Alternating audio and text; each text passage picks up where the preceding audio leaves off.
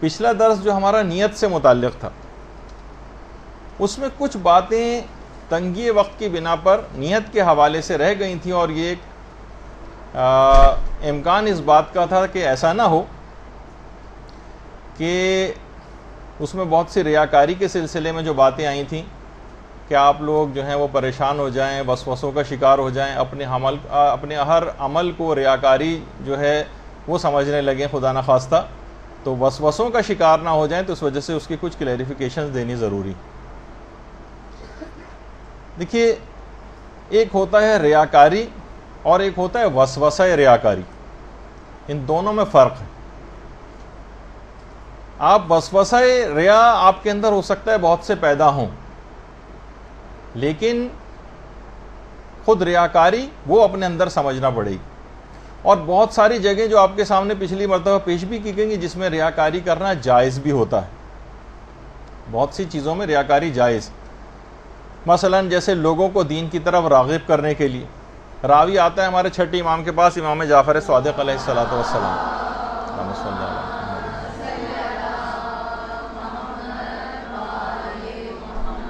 اور آ کر کہتا ہے کہ مولا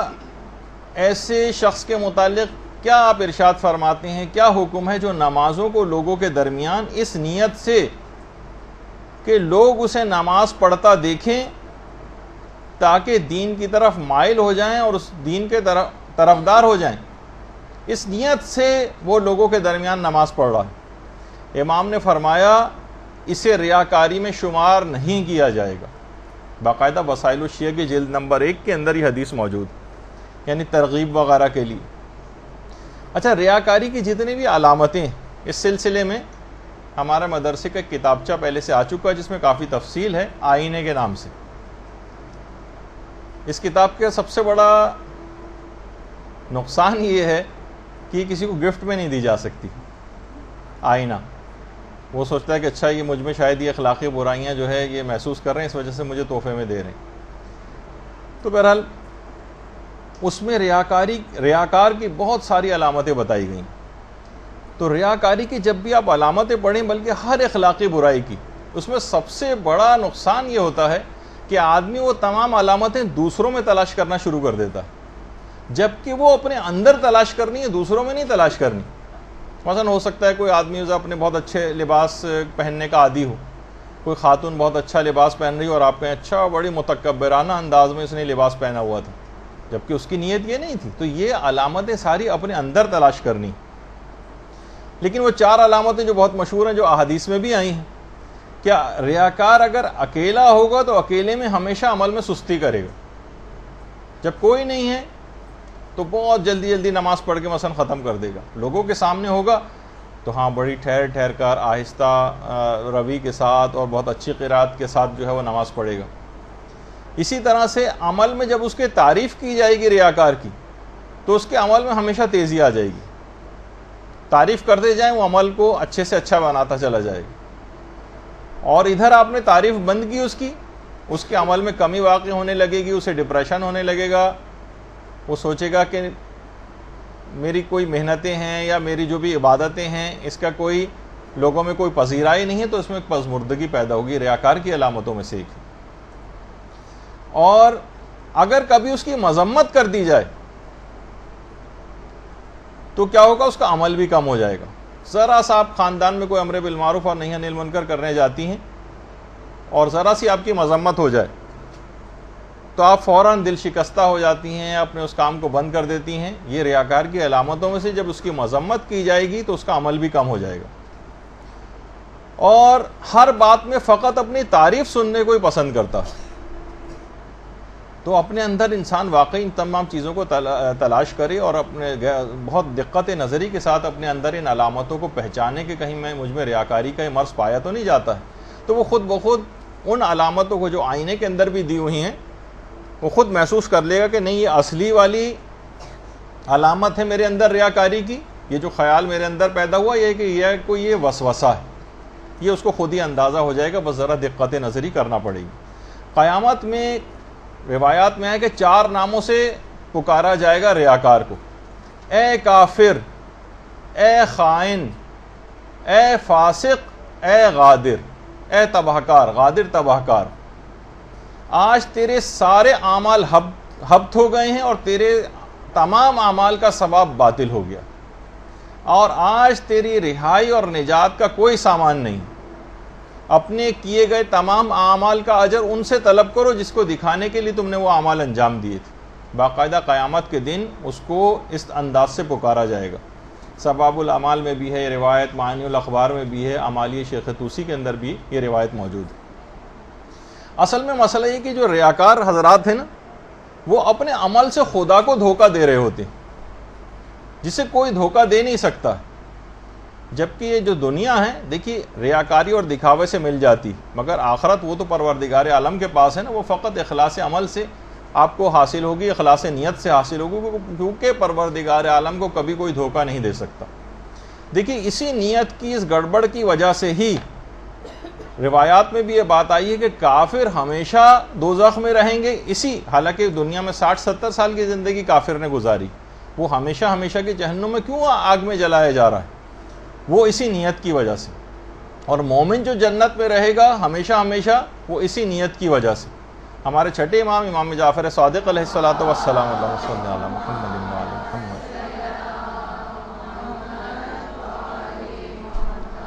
یہ ارشاد فرماتے ہیں کہ اہل جہنم کے ہمیشہ جہنم میں رہنے کی وجہ یہی ہے کہ ان کو اگر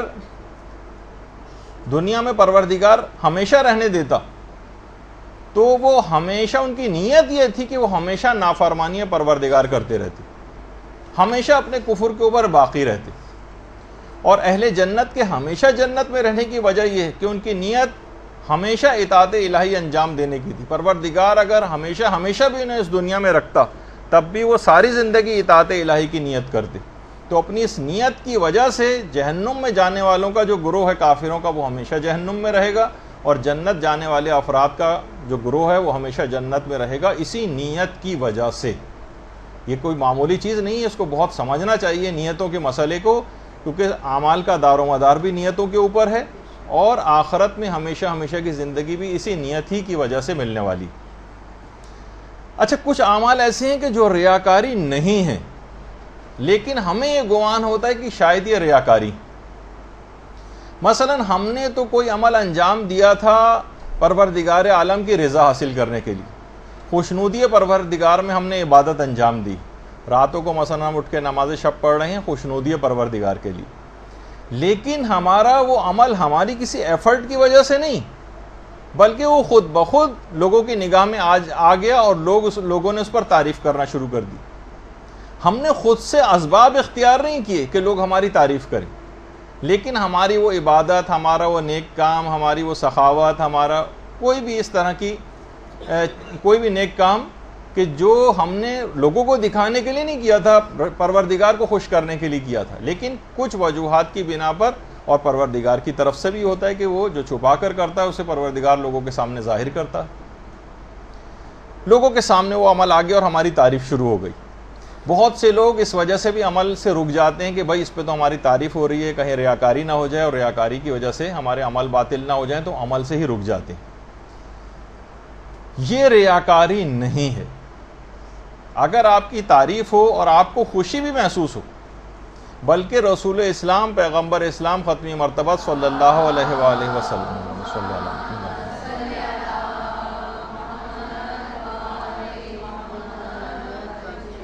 انہوں نے تو اسے جلد ملنے والی خوشخبری قرار دیا، یعنی آخرت کا اجر و ثواب تو الگ ہے، لیکن اس دنیا میں بھی خوشخبری اس کو دے دی گئی ہے کہ تمہارا انجام بخیر ہوگا۔ یہاں پہ بھی جو لوگ تمہاری تعریف کریں، جبکہ تمہاری اپنی نیت دنیا دکھاوے کی نہیں تھی،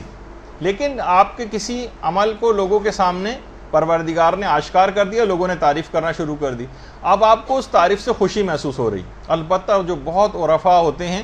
وہ اس سے بھی رنج محسوس کرتے ہیں۔ جب 1 کروڑ کے قریب افراد امام خمینی کے استقبال کے لیے آئے تھے اور لوگوں نے ان سے پوچھا تھا آپ کے کیا تاثرات ہیں، تو ایک عجیب کرب کے تاثرات ان کے چہرے پر تھے، ورنہ کوئی اور ہوتا ہے تو خوشی سے پھولے نہیں سما رہا ہوتا ہے۔ آپ الیکشن میں آج کل دیکھ رہی ہیں کہ جو کامیابیاں حاصل کر رہے ہیں وہ کیسے ان کی کیفیات ہے۔ تو لیکن بہت ہی متفکر کہ بہت بڑی ذمہ داری کا ایک احساس اور لوگوں کا جوش و خروش اور وہ محبتیں دیکھ کر اور زیادہ فکر مند ہوئے چلے جا رہے ہیں۔ تو بہرحال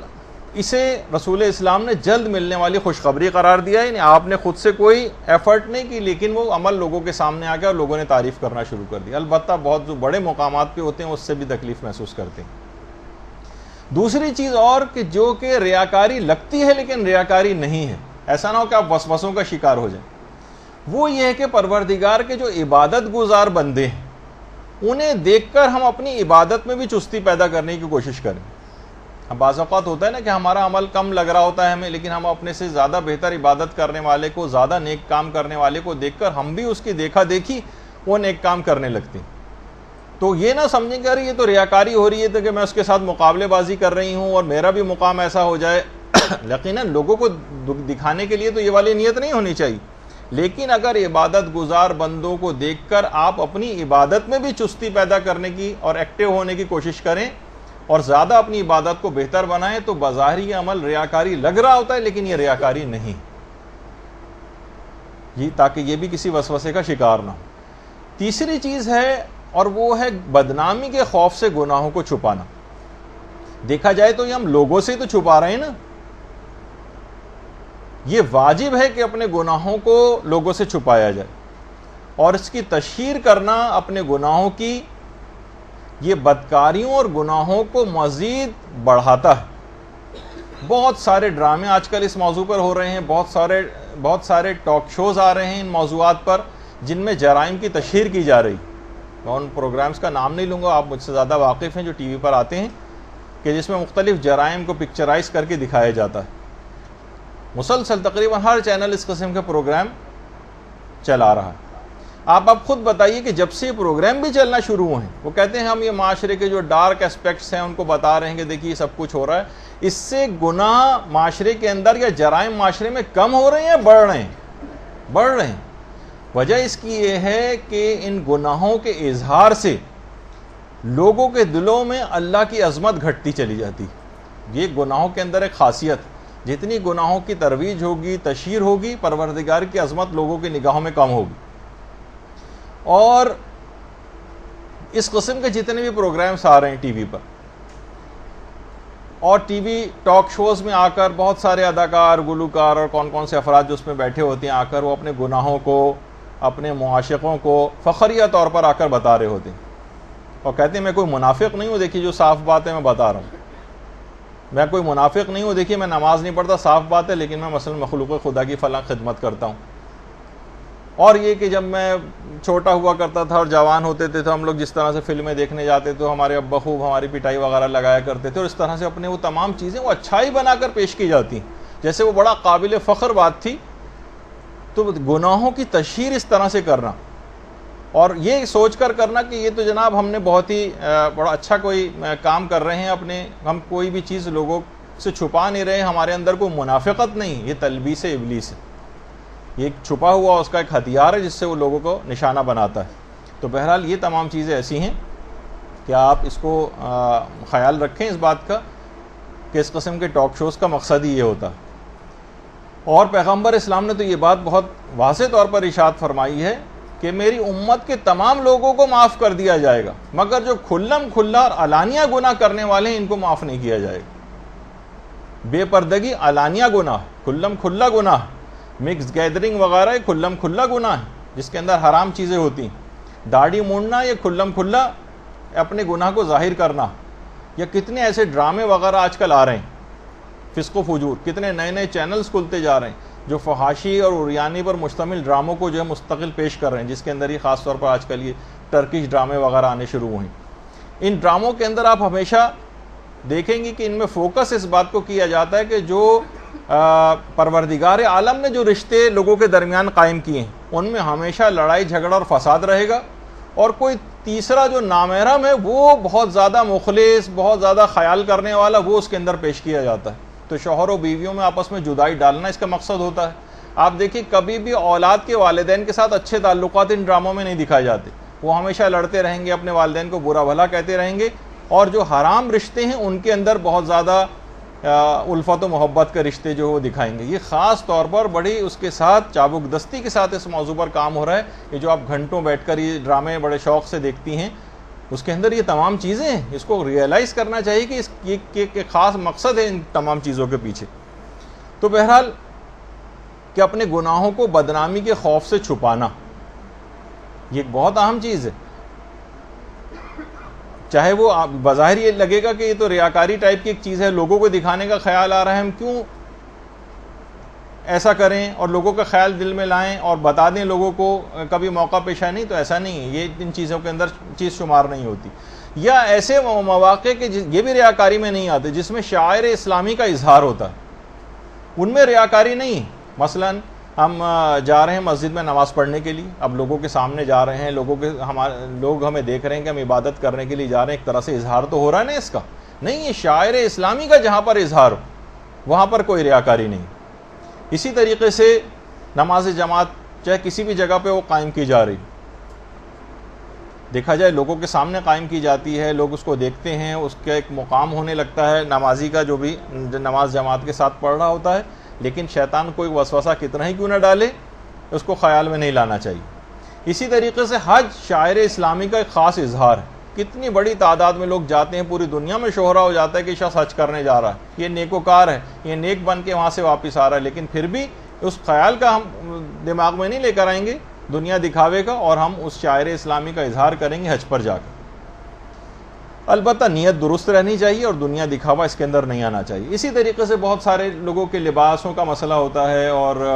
رکھ رکھاؤ والا مسئلہ ہوتا ہے، تو اس کے اندر بھی یہی والا مسئلہ آتا ہے کہ اس کے اندر بھی کوئی ریاکاری وغیرہ نہیں ہوتی، اور اپنے آپ کو ان تمام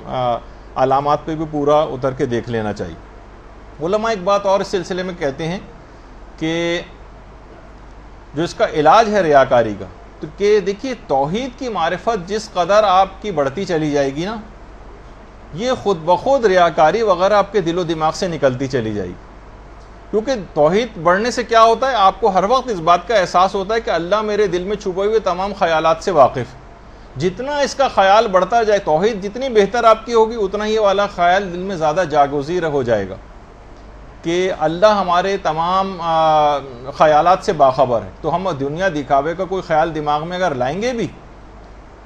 تو وہ فوراً ہم جھٹک دیں گے، کیونکہ خدا کی عظمت ہمارے دل و دماغ میں ہوگی. تو جتنی عظمت خدا بڑھتی چلی جائے گی، جتنا خدا آپ کی نگاہ میں عظیم اور بڑا ہوتی جائے گی پروردگار عالم کی حیثیت، اتنی ہی لوگوں کی اہمیت آپ کے دل و دماغ سے نکلتی چلی جائے گی. تو توحید کی معرفت کو زیادہ سے زیادہ حاصل کرنا یہ خود بخود ریاکاری کی جڑ کو کاٹ دیتا ہے. لیکن ہمارے یہاں بہت کم اس پہ گفتگو ہوتی ہے، اور بہت ان ڈیپتھ اس موضوع پر گفتگو ہونی چاہیے کہ توحید اصلاً کیا ہے اور اس کے کیا کیا پہلو ہیں، تاکہ تمام گناہ خود بخود کم ہو جائیں. اچھا، دوسری بات علماء نے کہی کہ ریاکاری خاص طور پر نماز کے سلسلے میں بھی جو ریاکاریاں آتی ہیں، پچھلی دفعہ آپ نے 13-14 ریاکاریوں کی اقسام سنی. ان کے خیالات کو دماغ سے نکالنے کے لیے ریاکاری سے متعلق جو آیات قرآنی ہیں، ریاکاری سے متعلق جو روایات معصومین ہیں، اور ریاکاری سے متعلق جو واقعات علماء ہیں یا عرفاء کے واقعات ہیں، وہ ضرور آپ کے مطالعے میں رہنے چاہیے. یہ جتنا ان کا مطالعہ بڑھے گا، آپ کو اس کے مفاسد کا علم ہوگا، اس کی تباہ کاریوں کا علم ہوگا، اور اتنا آپ ان گناہوں سے اپنے آپ کو دور کرتی چلی جائیں گی. جب کچھ پڑھیں گی نہیں اس موضوع پر، کچھ اہمیت کا احساس ہی نہیں ہوگا، تو آپ اس سے بچنے کی کوشش کیسے کریں گے؟ جتنی معرفت زیادہ ہوتی جائے گی، جتنی اس گناہ کے متعلق معلومات اپنی بڑھائیں گی کہ اس سے بچا کیسے جائے، اور عرفاء اور علماء کے واقعات اور صالحین کے واقعات اس سلسلے میں آپ پڑھیں گی، آپ کو خود بخود یہ گناہ آپ کے دل سے دور ہوتا چلا جائے گا.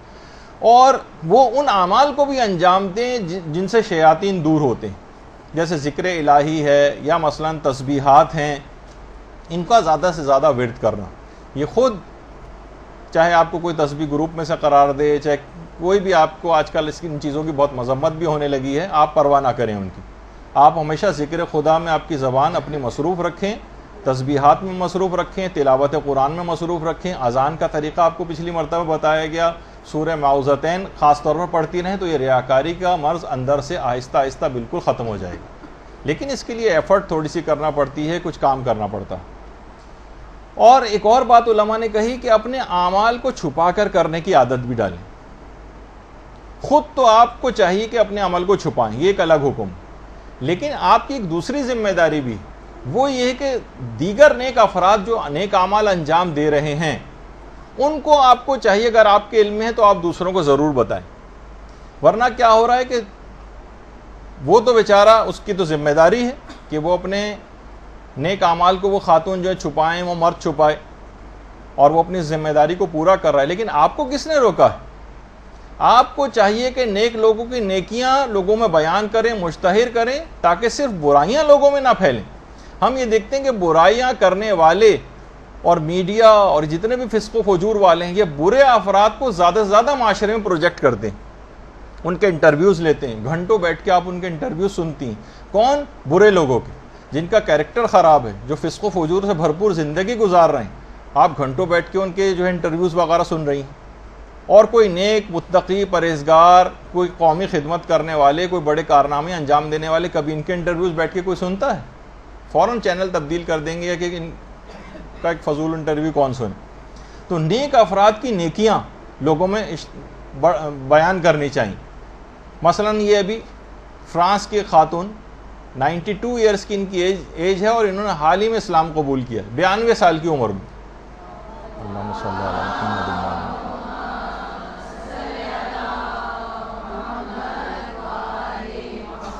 لیکن کسی جگہ آپ ان کا کوئی انٹرویو نہیں سنیں گے، کسی جگہ ان کی کسی اخبار کے اندر تصویر نہیں دیکھیں گی، کیونکہ نیک افراد جو ہیں وہ بھی دوسرے نیک افراد کی نیکیوں کو بیان نہیں کرتے. وہ سوچتے ہیں شاید ہمارے لیے بھی ممنوع ہے بیان، اس کو بیان کرنا. ایسا نہیں، کہ کوشش یہ کریں ریاکاری کے مرض سے بچنے کے لیے کہ ہمیشہ مخلص اور بے ریا لوگوں سے میل جول کو بڑھائیں. یہ آپ کی نفس کے اندر یہ تمام افراد اثر انداز ہوتے ہیں، یہ آپ کے نفس کے اندر نفوذ کر جاتے ہیں. تو آپ کے اعمال بھی اور آپ کی عبادات بھی اور آپ کی نمازیں بھی، یہ بھی سب ریاکاری سے پاک ہو جائیں گی اگر آپ ایسے خواتین سے اپنے میل جول اور ربط ضبط کو بڑھائیں جو کہ خود عبادات کے اندر زیادہ سے زیادہ اپنے آپ کو بڑھانے والی ہوں، اور یہ کہ ان کے اعمال ریاکاری سے بھی پاک ہوں. مخلص اور بے ریا لوگوں سے اپنے ربط ضبط کو بڑھائیے. تو بہرحال یہ پچھلی دفعہ کی کچھ ایسی باتیں تھیں، ہم نے سوچا کہ ایسا نہ ہو کہ کچھ ہر عمل کو اپنے ریاکاری سمجھنے لگیں، اور ان چیزوں سے بچنے کا بھی کوئی طریقہ بتا دیا جائے تو زیادہ مناسب. برحمتك يا أرحم الراحمين وصلى الله على محمد وآله الطاهرين.